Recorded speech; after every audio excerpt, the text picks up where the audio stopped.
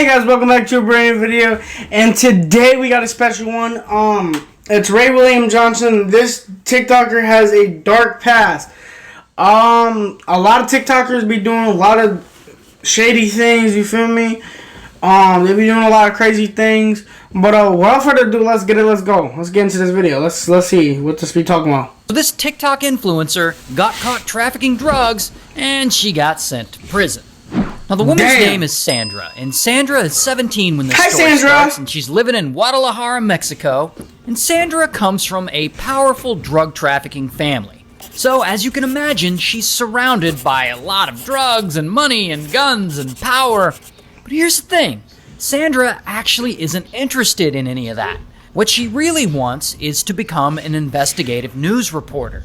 So she starts following her dream. She enrolls in a university and she starts studying communications. But then that dream gets destroyed. Because one day around 1980, she meets this guy. Let's call him Javier. And Sandra thinks Javier is bueno, and Javier also thinks Sandra is buena. And so they start dating. That's what that means in Spanish? Buena? I'm probably botching that word, but is that what that means? Buena? I know a few things in Spanish, like yo te amo con todo mi corazón mi vida means I love you with all my heart, and I forgot the rest what it means. Or like estoy enamorado de ti means I'm falling in love with you. So I know a little bit of Spanish, y'all. I know a little bit of Spanish. Now she's in her third year at school. And one day, Sandra and Javier get into a huge fight over something. I don't know what. He's a jealous guy, so it's probably have something to do with that.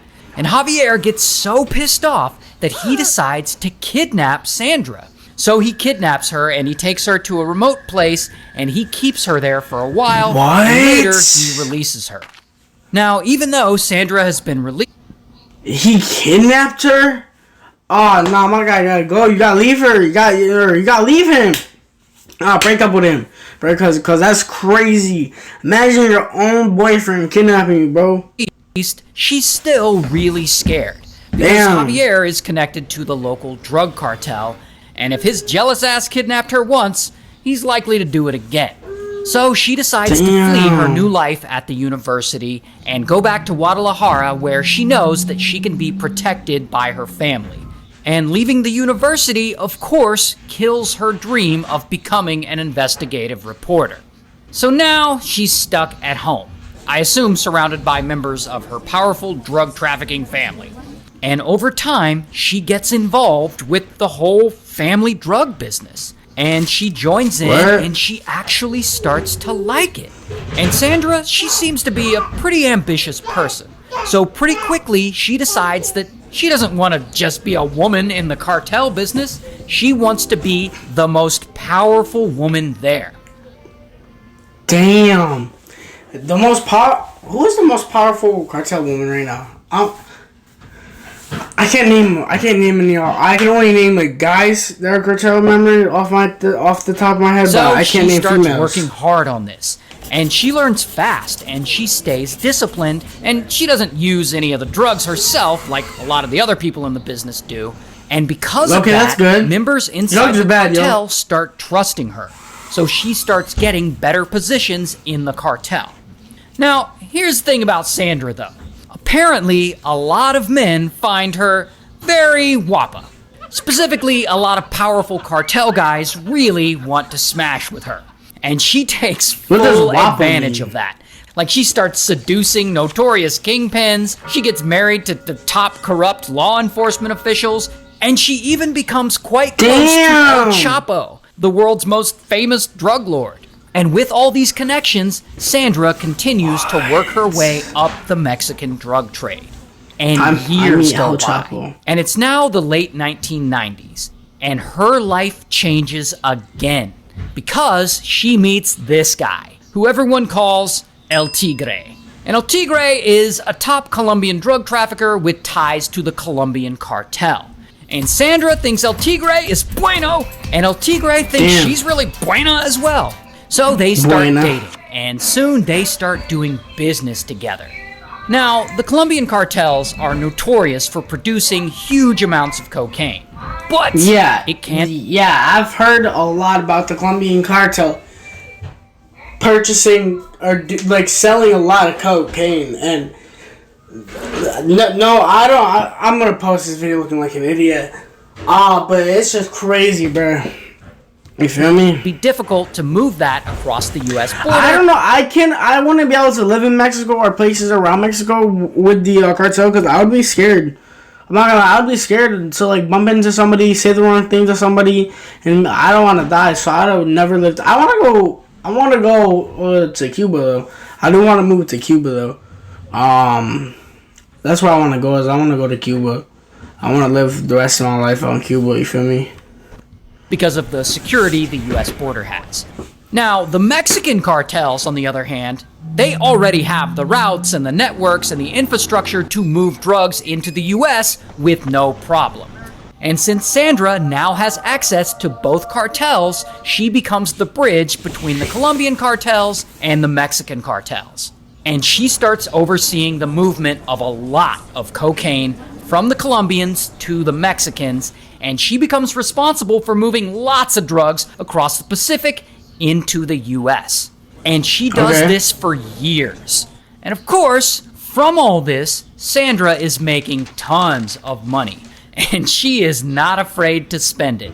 She buys a couple of luxury homes. She starts building a collection of sports cars, like Camaros and Bentleys and Audis and Mercedes. And on top of that, you know what my favorite car is, you guys? You know what my favorite car is? My favorite car, I want to own a SRT Durango. An SRT Durango is one of the coolest cars, I think, in my opinion. Let me know down in the comments below, what's your guys' favorite car? Hundreds of pieces of jewelry. She ends up owning about 300 pieces of jewelry. Damn, Sandra. So yeah, she is now officially the girl boss of the cocaine trafficking business. But then she runs into a problem. One day in 2001, she sends a shipment of about 9 tons of cocaine on a boat. And that boat ends up getting seized by the Mexican Navy. And because the shipment is massive and it was heading to the US, American feds also get involved. And they all start investigating. And they're able to trace the phone records from some of these traffickers, and those records lead straight to Sandra and El Tigre. So from here, both Mexican and American feds start monitoring them closely. And that is when the story gets worse for Sandra. Because one day in 2002, some members of a rival cartel, supposedly, they kidnap her teenage son. And if she wants him back, they're demanding that... Hold up, Sandra has a son? Damn, was I not paying attention? She has a son? Well, who? She pay them $5 million. Is it with El Tigre? Of course, Sandra panics. I mean, no doubt she does have the money to pay for her son, but I guess she's just scared that even if she does pay it, her son could still get killed. So she calls the police. And when the police arrive, she tells them that her son has been kidnapped and that the kidnappers are demanding $5 million in cash. And the police are like, wait, who are you that the kidnappers are asking for that kind of money? And that's when Sandra realizes that she screwed up. So she tells the officers not to worry about it and that from here she'll handle the negotiations herself. And she does. Eventually, Sandra does negotiate with the kidnappers, and she ends up paying them $3 million, and she gets her son back. Damn! However, the police don't actually let the situation go. They end up running a background check on her, and that is when they're able to connect her to the seized cocaine shipment from a couple of months earlier. So now they know that this she's is where definitely it all involved. falls down. This is where it all comes down to. Damn, that's why... Damn, that was stupid of her to like call the police that her son got kidnapped. I mean, yeah, granted she didn't want her son to get saved, but that was stupid. In some shady business, and they start digging into her finances.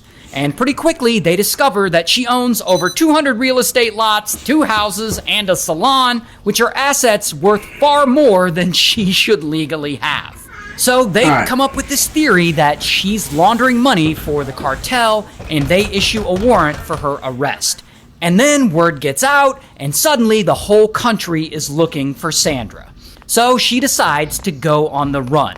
And she starts changing her houses and her cars and her hair color and even her face. She allegedly pays for plastic surgeries to change her appearance so that no one can easily identify her.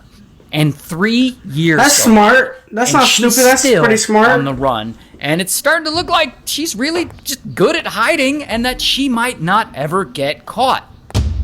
Until one day in 2007, Sandra goes out to a local diner to have a cup of coffee. I wasn't even born and then. Bam, she gets arrested.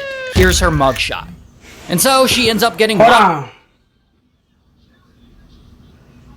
I don't know. Hold on. Let me put my phone on Do Not Disturb, y'all. Okay, there we go. I had to put the phone on Do Not Disturb, y'all. Up while she waits on her conviction, and while she's in Mexican jail, she's not your average inmate. Like, she has money and powerful connections, so she ends up getting like 3 maids to help serve her food and serve her alcohol and cigarettes. She even has a doctor who personally comes to give her Botox injections while she's in prison.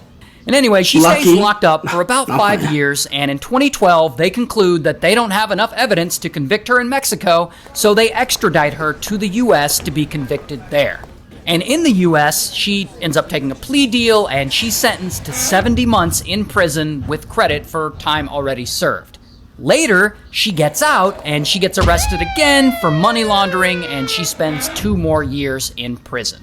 After that, she gets out, and she kind of becomes an influencer. Like, she starts a whole ass TikTok account, and now she posts lifestyle content, and she actually has over 400,000 followers. Damn! So, good for her, I guess. Alright, well, if you guys like that video and you guys want to see more of Ray William Johnson, let me know down in the comments below. But without further ado, I love y'all so much, and thank you guys for watching. Peace out. Bye!